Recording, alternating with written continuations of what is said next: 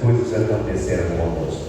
E nós chegamos até aqui, em meio de todas essas coisas, nós estamos aqui. Nós chegamos até o fim. Entende o que eu estou dizendo? Então nós vamos festejar, nós vamos celebrar com muita alegria, no nome de Jesus. Só levanta as mãozinhas aqueles que eu posso contar que estarão aqui comigo. Aleluia, glória a Deus. Amém. Hoje, irmãos, eu quero falar sobre nosso primeiro domingo de mês. Nós vamos ceiar. Eu quero falar a respeito disso, de alguns princípios que são elencados no versículo bíblico quando nós falamos de ceia. Muitas pessoas ceiam por religião, muitas pessoas ceiam por uma outra ocasião qualquer que seja, mas não entendem o princípio que está por detrás disso. Em todas as áreas da vida do cristão, veja o que eu vou te falar agora, em todas as áreas da vida do cristão, há princípios que precisam, que necessitam ser seguidos, para que eu e você possamos romper de uma vez. Quantos estão me entendendo? Quando eu estou fora desses princípios, não é que eu estou em pecado. Você não está em pecado, você simplesmente não está cumprindo aquilo que você foi chamado para fazer dentro dos princípios de uma vida cristã saudável. E aí você não é tão exitoso como outra pessoa poderia ser. E na ceia, tem alguns princípios que a gente tem que ter em nossa mente. Tem que ter em nossa mente não como uma religião, mas tem que ter em nossa mente como algo realmente que vai fazer mudar quando eu tomo a ceia. Deixa eu te falar uma coisa. Quando eu aprendi esses princípios, ouvi outros homens de Deus a falar, eu falei assim: jamais eu vou deixar de tomar a ceia porque eu estou ruim. Aí eu estou ruim, eu não estou bom para cear. Aí eu estou aqui, eu não vou cear. Aí eu estou afastado, eu não vou ceiar. Eu jamais fiz isso. Muito pelo contrário. Eu quero falar para você: a ceia cura. A ceia cura, porque você está bebendo do sangue e comendo da carne. Eu me lembro que em um determinado momento a tia da Mônica, ela estava internada, estava com câncer, estava muito ruim. Ela estava muito ruim. Eu falei assim: não, eu vou fazer a visita, mas pode avisar que eu vou cear lá dentro do hospital. Olhar para mim assim, ficar meio doido, né? Eu vivo na contramão do mundo, eu faço umas doideiras mesmo. E aí eu fui eu e o seu Roberto, vocês conhecem o seu Roberto, e lá tinha um monte de crente ali misturado. Eu falei: olha, se vocês não acreditam no que eu vou fazer aqui, vocês podem sair agora, porque eu vou liberar a vida sobre a vida dessa mulher. E o estado dela já era de partir. Os irmãos estão compreendendo? Nós ceiamos. Uma semana depois, essa mulher já estava em casa. Hoje ela não tem diagnóstico nenhum do câncer. Por quê? Porque ela bebeu do sangue e comeu da carne. Mas deixa eu te passar esses princípios.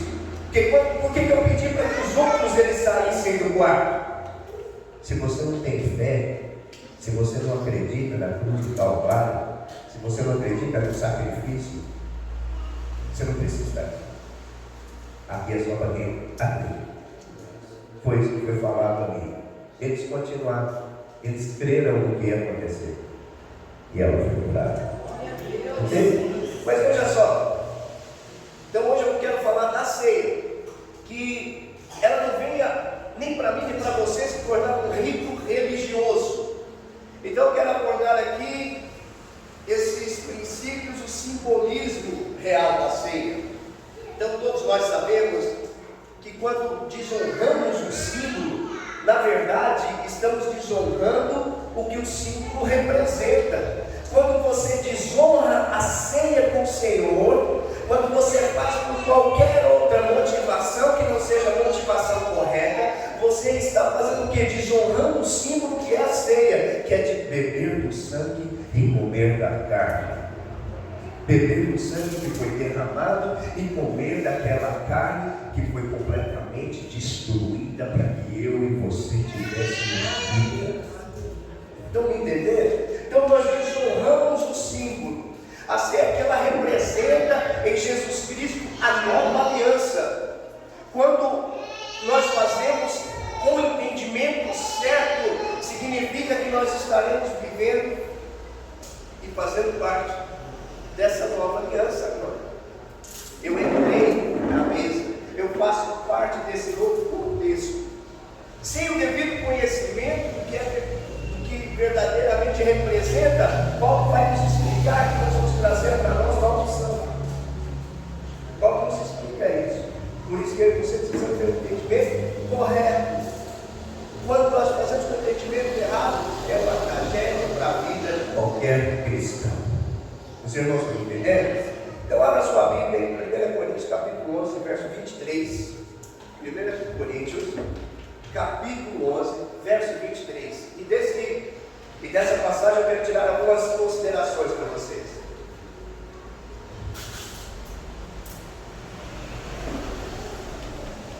A Bíblia diz o seguinte: porque eu recebi do Senhor o que também vos entreguei, que o Senhor Jesus, na noite em que foi traído, tomou o pão e, tendo dado graças, o partiu e disse: esse é o meu corpo que é dado por vós. Fazei isso em memória de mim. Por semelhante modo, depois de haver ceado, tomou também o cálice, dizendo: este é o cálice e a nova aliança do meu sangue. Fazei isso todas as vezes que beberdes em memória de mim. Porque todas as vezes que comerdes esse pão e beberdes o cálice, anuncieis a morte do Senhor. Repita comigo essa passagem. Anunciais a morte do Senhor. Veja bem, aqui não está falando que está anunciando a vida, está anunciando a morte do Senhor. Amém?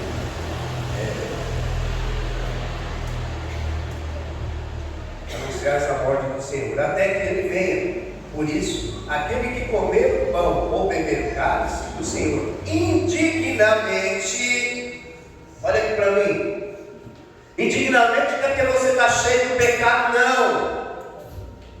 Indignamente não é porque você está afastado, não. Indignamente é porque você está fazendo da forma errada. Você não discerniu o corpo de Cristo.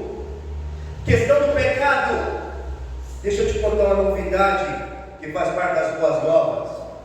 Ele foi para aquela cruz para te livrar de todos os seus pecados. Então está resolvido. A Bíblia diz que Ele não se lembra mais dos nossos pecados, porque eu e você temos que ficar lembrando. Se Ele não lembra. Então, indignamente aqui tem a ver com outras situações, com outras coisas.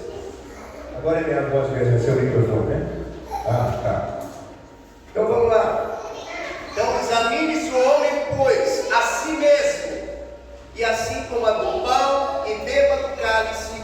Pois quem come e bebe sem discernir o corpo, come e bebe juízo para si. Eis a razão. Porque há entre vós muitos fracos e doentes, e não poucos que dormem. Quando fala dos poucos que dormem, aqui está falando, não poucos os que estão mortos. E aí, ainda diz, porque se nós julgássemos a nós mesmos, não seríamos julgados. Mas quando julgados, somos disciplinados pelo Senhor, para não sermos condenados com o mundo. Os irmãos compreenderam até aqui? Feche seus olhos. Pai de amor, que o Senhor venha com a sua revelação em cima dessa mensagem que será passada agora. Que esse versículo que foi lido aqui venha trazer rema na vida dos meus irmãos. Que eles possam realmente entender aquilo que está sendo falado e sair daqui completamente diferente da forma que entraram. Que toda religião agora eu quero repreender, que caia por terra. E você consiga desfrutar e celebrar a vida à maneira de Cristo Jesus. Amém? E amém. E amém. Então, qual a primeira consideração que eu tenho para fazer para os irmãos? Todas as vezes que fazemos a ceia, nós estamos anunciando a morte. Nós não estamos anunciando a vida, nós estamos anunciando a morte de Cristo. Nós aqui falamos muito de ressurreição, nós falamos muito de vida, mas não é isso que nós estamos anunciando momento. Aqui nós estamos anunciando a morte. Ceia é para lembrar da morte e não da ressurreição. Por que será que isso acontece? Por que será que queremos lembrar da morte de Cristo? Deixa eu te falar. Porque a morte dele mostra o tanto que ele te amou. Porque a morte dele mostra que você é amado pelo Pai e foi amado pelo Filho. Por isso que fala da morte. Sabe? Lá em Romanos capítulo 5, verso 8, ainda vai continuar falando algumas coisas, mas Deus prova o seu próprio amor ali para conosco pelo fato de ele ter de Cristo morrido por nós. Ele mostra o seu amor aqui dando sua própria vida por nós. E detalhe, ele não deu a sua vida por você porque você era bonzinho, porque você não tinha pecado. Ele deu a vida por você mesmo você sendo pecador. Isso é o verdadeiro amor, é o amor ágape. Estão entendendo? Não é igual o amor do homem não, que é um amor filial. Muito fácil bater nas costas, eu te amo, eu te amo, eu te amo, mas ele te amou primeiro e ele te ama verdadeiramente. Estão me entendendo? Agora aqui ainda nós vemos que esse amor ele transborda sobre nós, e muitas pessoas hoje em dia, elas até pensam, mas eu fico com pena daquele sacrifício que foi feito na cruz. Eu fico com pena quando eu vejo aquele filme de Jesus. Eu quero falar para você, ele te ama tanto, tanto, tanto, tanto, que ele faria tudo de novo. Ele faria tudo outra vez. Tudo outra vez. Em 1 João, capítulo 4, verso 18, João diz que o perfeito amor lança fora todo medo. Aqui também diz que o medo produz um tormento. E que assim, quem vive atormentado não pode ser aperfeiçoado. Nós seremos aperfeiçoados quando estivermos cientes, quando estivermos clareza do amor de Deus por nós. Aí Ele realmente vai nos aperfeiçoar. Sabe? Só conquistaremos o propósito divino nas nossas vidas, o propósito divino para nós, se ficarmos livres de todo medo. Olha aqui para mim. Não fica preocupado se A ou B amam você. Só se lembre de uma coisa: Ele te ama incondicionalmente. Não tenha medo se A ou B ama você, se tem algum carisma por você. Não fique preocupado com isso não. Tenha certeza, Ele morreu por mim e Ele faria tudo de novo, mesmo eu sendo miserável pecador. Estão me entendendo? A gente se preocupa muito com outras coisas, com outros detalhes. Eu vi agora, por exemplo, né? Diego falou algo aqui que é interessante. Ele falou, meus irmãos, é difícil. E para ele aqui hoje tudo foi difícil. Tudo foi difícil. É a primeira vez dele aqui no palco. E para quem fica em palco sabe que estar aqui na frente não é uma coisa muito fácil. A gente fica rígida. A gente tem sorriso. A gente tem de tudo acontecendo. Não é algo simples não. Mas o Senhor nos ama tanto que nos coloca aqui para mostrar para os demais a glória de Deus. Aquele que jamais poderia, hoje através daquilo que Deus fez, Ele é capaz de fazer. Eu preciso contar o testemunho do Diego, que todo mundo deve conhecer, já deve saber. Ele era uma cascadura, né? A leva que Deus fez é casca grossa, né? E Deus fez na vida do irmão. E hoje ele está aqui. Sabe por que ele está aqui? Não é porque ele é bom, mas é porque ele é amado por Deus. É porque ele é amado por Deus. E o mesmo amor que Deus tem por ele, olha para mim, tem por você. Tem por todos nós aqui. Entende? Sabe? Mas muitas pessoas têm medo. Você e eu precisamos nos livrar do medo. E precisamos conhecer o amor de Deus. Amém? Mas então vamos levar em consideração, pastor, então nós não vamos mais levar em consideração o pecado? É isso que o Senhor está dizendo? Para nossas vidas? Não, eu não falei nada disso.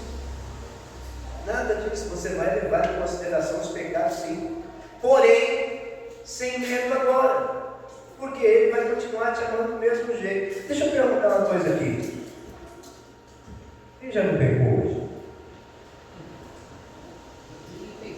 Quem não pecou hoje? Pecador miserável.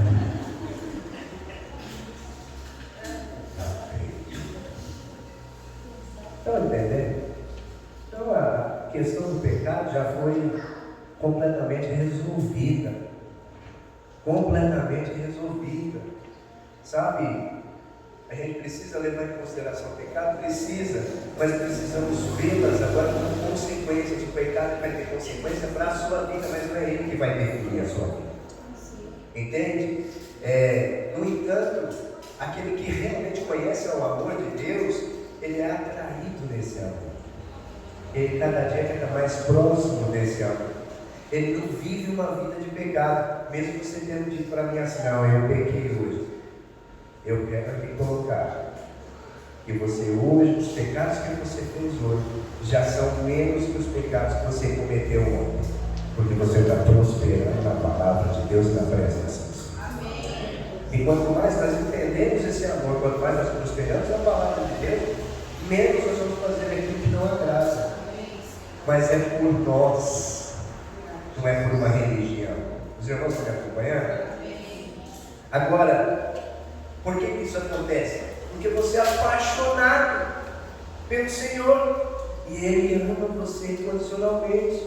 E você sendo apaixonado pelo Senhor, você vive uma vida apaixonada. E quando você vive essa vida apaixonada, Ele é e será aperfeiçoado em você toda a eternidade. Entende? Então, quando a gente fala de ceia, é quando você começa a renovar o seu entendimento. Eu sei, não é porque eu sou bom, eu sei porque Ele é bom. Eu sei, não é porque eu não pequei, eu sei que é porque Ele já levou os meus pecados. Entende? E aí vai renovando o seu entendimento, o amor de Deus para a sua vida.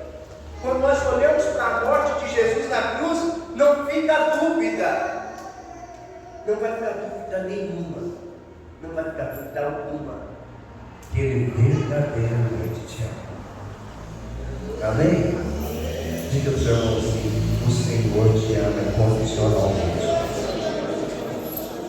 Segunda consideração: vida cristã se vive em corpo, não em forma individual. Deixa eu te dizer algo aqui. Olha o que a Bíblia diz quando fala de corpo: quem não discernir o corpo. A vida cristã, ela se vive em corpo, ela não se vive de forma individual. Quando nós pensamos que é de forma individual, aí eu entro indignamente. Você está entendendo a ceia de forma indigna. Discernir o corpo é escolher e viver de forma conectada com o corpo de Cristo. Lembra como eu comecei aqui? Nós estávamos em Goiânia, 7.000 pessoas, e nós fazemos parte, mesmo que de uma forma pequena, de um corpo, de uma família. Não somos sozinhos, não somos mais de Porã. Nós somos o Senhor Jesus. Estão entendendo? Estão entendendo? Agora, muitos querem viver ligados somente ao cabeça. Deixa eu te falar uma coisa: isso não é possível. Não é possível. Isso é considerado uma completa rebeldia diante de Deus. É ser rebelde do reino de Deus. Na verdade, não é possível viver uma vida cristã dessa forma. Aqueles que tentam mais cedo ou mais tarde, eles vão desistir. Seja quem for, ele vai desistir. A vida cristã, ela é um chamado à unidade. E só há unidade quando há corpo. Os irmãos estão me acompanhando? Amém. Só há unidade quando há corpo. enquanto eu viver simplesmente como mais ouvinte, perto do corpo, isso não significa que eu não discernir o corpo e serei um dia. Caso participe da ceia, isso é uma escolha. Então presta atenção, não seja só mais um próximo, seja mais um inserido. Posso ouvir um amém? Seja mais um inserido no corpo, não próximo ao corpo. Terceira consideração, depois que você decide não ser mais só, você decide agora viver a vida de corpo, agora você vai precisar se adequar ao estilo da vida do corpo de Cristo, porque Ele já tem cabeça, já colocou como o corpo irá andar. Nós não vamos alterar nada que o cabeça já definiu como deve ser seguido. Amém? Então decidir e se adequar são duas coisas muito distintas, são muito separadas, são longe umas das outras. Enquanto eu não decidir, não é possível me adequar. Então enquanto eu não decidir fazer parte do corpo de Cristo, eu não tenho como me adequar a fazer parte do corpo. Eu não tenho como me adequar a andar conforme o corpo anda. Sozinho eu não vou conseguir fazer isso. Então primeiro eu preciso decidir. Repita comigo. Primeiro eu preciso decidir. Depois eu preciso me adequar. Não adianta você querer se adequar sozinho. Você vai se adequar quando estiver fazendo parte. Não quando estiver próximo, quando estiver fazendo parte. Amém. Entende? Continuando. Então, o reino de Deus é um reino de outro mundo. Não é desse mundo aqui, não. Nada que se aprende nesse mundo aqui pode ser levado para o reino de Deus. Simplesmente nada. Nada. O que tem aí fora pode ser levado para o reino de Deus. Por que a gente bate tanto na terra? Não tenta trazer o mundo para dentro da igreja. Muitos tentam fazer isso, trazer o mundo para dentro da igreja. Não vai funcionar. Deixa eu usar uma expressão mais chula. Não vai rolar. Não vai rolar. Entende? Então, é como tentar você juntar luz e trevas. Você consegue? Juntar luz e trevas? É a mesma coisa. Ao mesmo tempo. Fazer isso ao mesmo tempo. Não vai conseguir. É impossível. Paulo, ele diz que nós temos que rejeitar o mundo. E ao rejeitar o mundo, ele coloca mais um acréscimo. E renovarmos a nossa mentalidade. Você, presta atenção no que eu falo. Você não é cidadão desse mundo. Você é cidadão do céu. A sua mentalidade deve ser completamente diferente do que pensam lá fora. Estão me entendendo? Completamente diferente. Nós precisamos renovar a nossa mente a cada dia. Como que nós fazemos isso? Estudando, lendo, nos apropriando. Mas não é qualquer coisa, não. Nós estamos ligados, conectados e unidos debaixo de uma cobertura.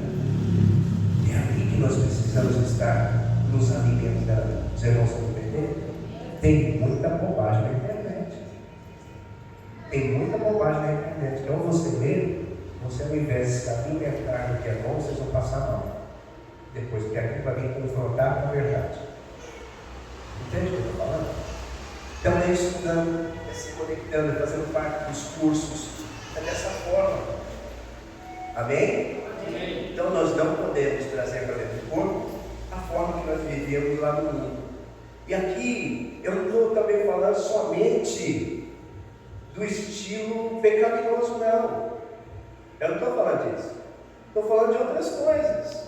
Outras coisas que o mundo vive. Sabe? Mas aquelas coisas que no momento parece certo, mas vão te afastar da parte de Deus, das coisas que são da parte de Deus. Deixa eu perguntar uma coisa com você. Nós estamos em época de Copa do Mundo. É isso? Assistir jogo da seleção, você, meu amigo atleta, é pecado? Não é pecado. Assistir jogo da seleção brasileira não é pecado. Mas aí, seu Zé, o irmão chega para o pastor e fala o seguinte: pastor, eu não vou no culto desse domingo,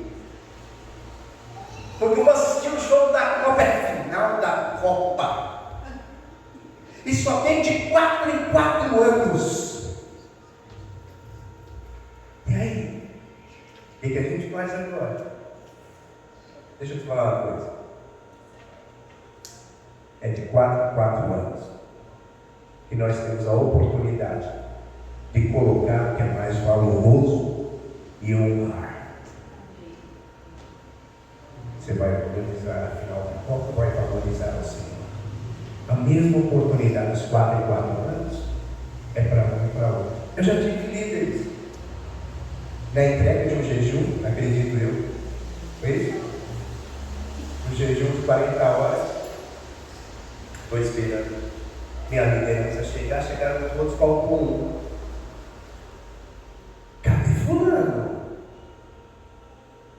Rosmarina, cadê fulano? O pastor, ele não veio. Não veio por quê? É a final do jogo do Corinthians. Irmão, a chance que ele tinha de honrar o Senhor era naquilo que ele mais gostava, que era o jogo do Corinthians. Ele renunciar aquilo que ele mais gostava, estar na presença de Deus, e ele perdeu aquele momento. Os irmãos estão me entendendo? Tem gente que fica negociando isso, é trazer o mundo para dentro da igreja. A igreja não é isso. Nós honramos o Senhor a todo momento. Diga amém. Aleluia. Então, deixa eu te falar, lá fora, no mundo não existe nada que é certo. O que está lá fora é tudo errado. Paulo, ele fala que os coríntios, por exemplo, não poderiam participar da ceia antes que todos estivessem presentes e que o objetivo tinha que ter um fim, que não seria matar a fome. A igreja de Corinto, naquele momento, quando estava tendo a ceia, eles se bebedavam, matavam a sua fome. Mas não era isso que Paulo estava falando que era para se fazer. Quando nós fazemos a leitura aqui, diz que é todas as vezes que se lembrar da morte de Jesus. Então eu sei o porquê, porque eu estou me lembrando da morte de Jesus. O que os coríntios faziam? Eles iam ser porque eles estavam com fome, indignamente. Estão me entendendo? E aí, nós continuamos. E eu quero te dizer, a ceia é algo solene. A ceia é algo solene. Os coríntios, eles perderam o respeito pela ceia. Perderam completamente o respeito aqui. E, consequentemente, além de perder o respeito pela ceia, perderam o respeito que ela representa. Nós não podemos deixar eles entrar no nosso meio. Amém? Amém. Quarta e última condição. Quando nós vivemos de forma digna, aí você orando hoje tem o poder para a igreja. Quando nós vivemos de forma digna, ela libera vida e poder sobre o corpo de Cristo. Lembra? Lembra do testemunho? A mulher foi curada do câncer, porque a vida e o poder da ceia, da forma correta, foi liberado a ela. Estão entendendo? Olha só isso. E aí nós vemos ele que quando participamos de forma digna da ceia, nós temos o poder para curar. A ceia, ela cura. Eu não vi nunca ninguém estar com depressão depois que se deu. Depois que ela teve a reencarnação, que ela está comendo da carne e bebendo do sangue, ela se sente completamente amada, porque aquela carne foi mutilada por amor a ela, aquele sangue foi derramado por amor àquela pessoa. Ela se sente tão alegre que não tem tempo para depressão. Vocês não estão entendendo? Desse jeito, sabe? Diz que, e aí Paulo ainda diz Santa Ceia de forma indigna. Eu não creio que o Senhor ele coloca doença nas pessoas. Aliás, eu prego completamente o contrário. Quando eu saio para pregar cura em outros prédios, a primeira coisa que eu falo para os irmãos: o Senhor quer te curar. Então eu acredito que aquele que quer te curar, ele vai falar assim: não, eu vou jogar uma doença na vida dessa pessoa. Muito pelo contrário. Mas eu acredito que algumas coisas podem acontecer. Quem quiser, fica aqui embaixo. Você e eu estamos debaixo de uma cobertura. O Senhor está nos cobrindo. Posso ouvir um amém? Amém. Quando eu saio debaixo dos princípios do Senhor, eu creio que Ele faz isso. Quer ser sozinho? Quer andar sem o corpo? Vai andar desprotegido. Quer andar com o corpo? Eu te protejo. Então, quando a pessoa está fora dos princípios, está de uma forma indigna, eu acredito que o Senhor ele faz o seguinte: Ele não somente retira as suas mãos. Estão entendendo? E aí as coisas, infelizmente, ruins podem vir a acontecer. Mas mesmo assim Ele te ama. Amém? Pode estar acontecendo para Ele te corrigir, para Ele chegar a te corrigir. A vida cristã, guarde isso. A vida cristã é uma vida de revelação. Quando eu tenho revelação, isso vai potencializar a minha fé, vai trazer existência aquilo que foi revelado. Quando me falta revelação, eu não tenho acesso àquilo que está preparado para mim, ou pelo menos eu não tenho acesso ao que está à disposição dos filhos de Deus, todos os filhos de Deus. Um bom exemplo disso aqui foi Davi. Davi era um homem que andava muito à frente do seu tempo. Naquela época se pregava a lei, mas Davi já vivia debaixo da graça do Senhor. Não era pregado a graça, nós estamos falando do Velho Testamento. Era só a lei ali, mas Davi ele enxergava o tempo na frente, ele enxergava muito mais à frente. Ele fazia coisas ali que não podia fazer. Pô, deixa eu te falar, ele comeu os pães da proposição, e todos aqueles que comiam desse pão da proposição morriam. Davi não morreu, graças de Deus. Entende o que eu estou falando? O que mais? Ele refez o tabernáculo da forma como ele achava que era melhor, e não morreu.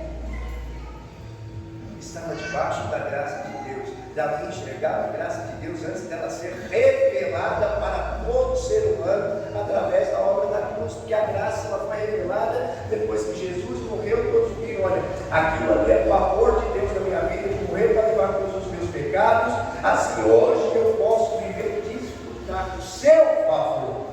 Entende? Davi via isso antes de ter acontecido, antes de Jesus ter ido para a cruz. Quando eu e você tivermos revelação, assim como Davi teve,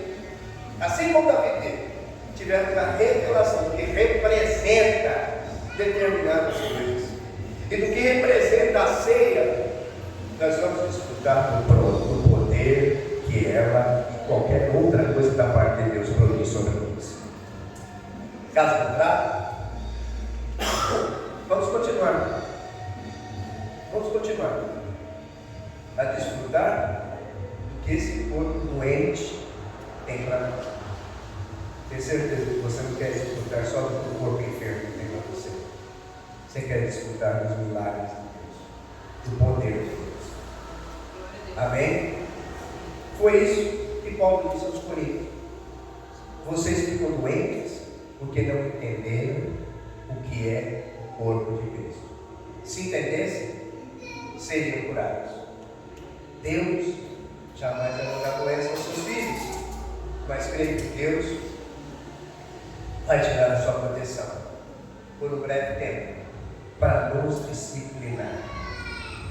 Só para nos disciplinar. Queridos, eu creio que, aliás, eu não creio que de forma alguma que a ceia, ela seja uma porção mágica, nós vamos tomar e que seremos sarados imediatamente. A ceia, ela é um símbolo de uma nova vida. Pergunta que eu tenho para você nessa noite: como você tem vivido essa nova vida? Com essa revelação? Quando participamos dela de forma correta, significa que temos a revelação do que realmente significa a vida cristã. Essa revelação nos fortalece para ativar a nossa fé e nos apropriarmos de todo o suprimento que precisamos enquanto nós estamos nessa terra. A ceia, ela é o momento que testamos a nossa unidade com o Senhor. É o momento que, se passamos no teste, é o momento de avaliar se vamos ser bem-aventurados ou não. Amém? Os irmãos entenderam o que eu quis dizer aqui agora? Eu gostaria que você ficasse de pé no seu lugar. Aliás, não pode se sentar. Só os servos. Entregue os elementos da ceia.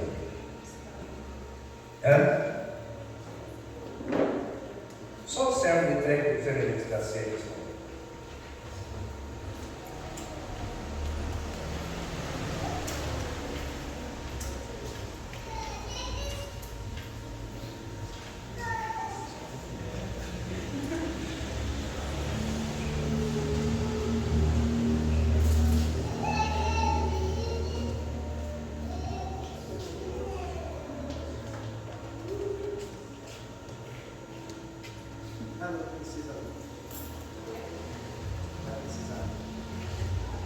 Amém? E eu falei, ainda tem alguns pegando essa.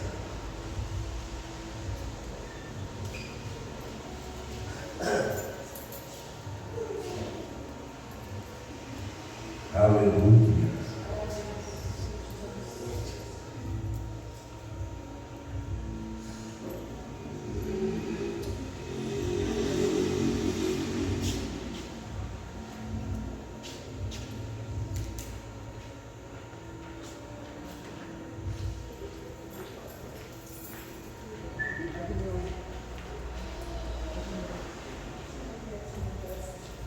Amém? Todos já pegaram? Amém. Vou esperar os servos voltar. Eu falei para vocês que a vida cristã é uma vida vivida por princípios bíblicos e que nós somos exitosos quando ativarmos esses princípios. Se tem alguns aqui na ceia, dentre esses princípios, quando eu fazia a minha meditação para estar pregando hoje, falei de honra. Vocês viram que eu falei a respeito da honra, e nós temos que honrar o símbolo da honra, mas a honra ela não se estende só a isso, ela vai muito além disso. A honra vai quando você honra uma autoridade delegada por Deus na sua vida. Veja bem, honrar é diferente de puxa-saquismo. Honrar vem de dentro, não de fora. E hoje eu quero aproveitar esse momento para honrar a vida de uma pessoa. A Bíblia fala que nós devemos honrar os nossos anciãos. Posso ouvir um amém? Amém. Quero chamar você aqui na frente, seu Zé.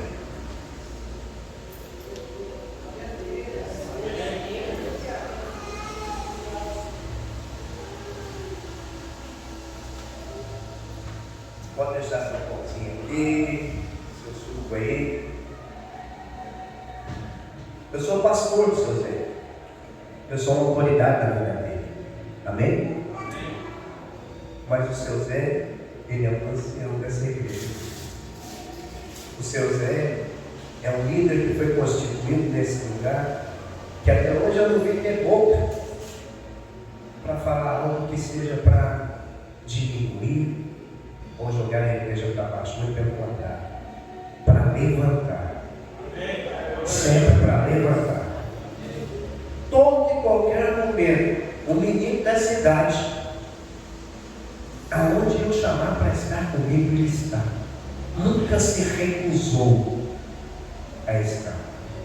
E hoje eu quero honrar a sua vida pelo homem de Deus que você é.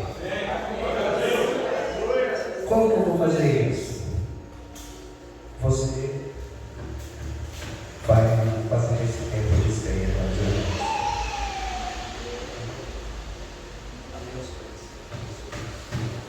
Aleluia, Jesus. Glória a Deus. Irmãos, eu louvo a Deus pela vida do nosso pastor. E Deus, pela sua misericórdia, né? Já tem falado nos nossos corações. Eu creio que Deus falou agora no seu coração bem profundo. Você entendeu o que Deus falou? Porque Deus tem honrado cada um de vocês também. Amém? E nós vamos cear. E se você sentir desejo de reunir com o seu pessoal, se reúne com a sua família e participe da ceia. Amém? Em nome de Jesus. Pode cear. Aleluia. Eu vou estar ceando junto com o meu pastor.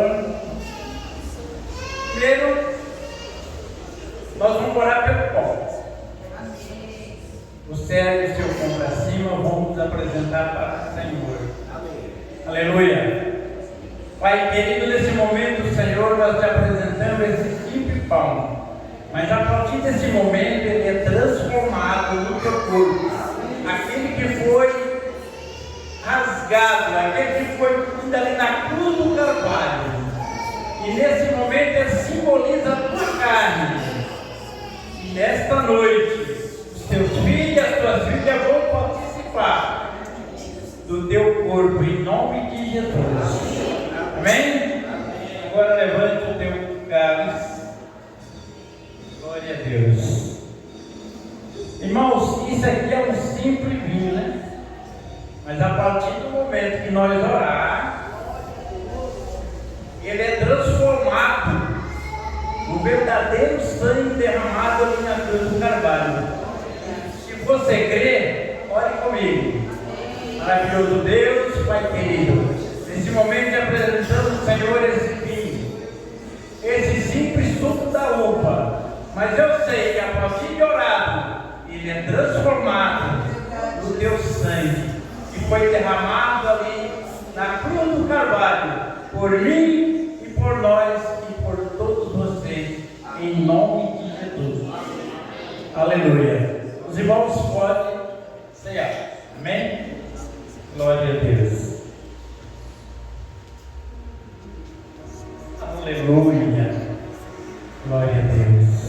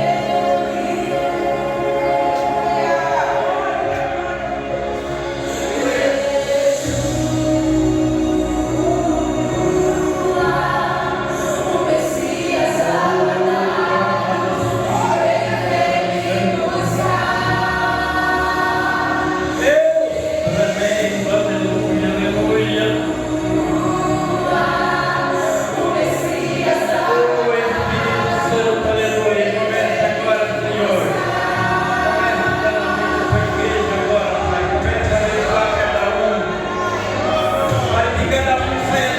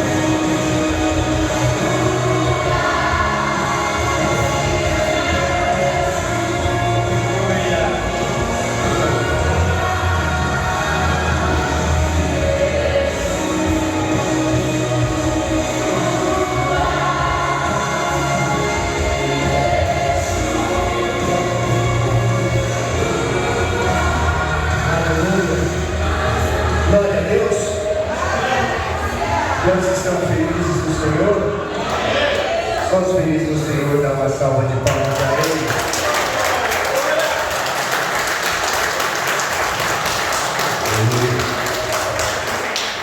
Glória a Deus. Pai de amor, eu oro por essa igreja agora. Amém. Senhor, nesse primeiro dia de semana, eu quero declarar que portas irão se abrir, que as bênçãos serão completamente desfrutadas pelos meus irmãos, e nós terminamos, iniciamos esta semana, declarando que meus irmãos, aonde colocarem a planta dos pés e as mãos, tomarão por posse. Essa semana já nos foi dada pelo Senhor, e eu quero profetizar na sua vida, declarar sobre a sua vida que você é guardado nele. Tudo de ruim que for acontecer, o Senhor já entrou na frente e impediu. Ele vai fazer com que você avance, com que você conquiste em todas as áreas. Essa é a semana que Deus está fazendo para você, no nome poderoso de Jesus. Amém, amém e amém. Aleluia. Estamos terminando, mas não vou embora antes de dar pelo menos 700 abraços.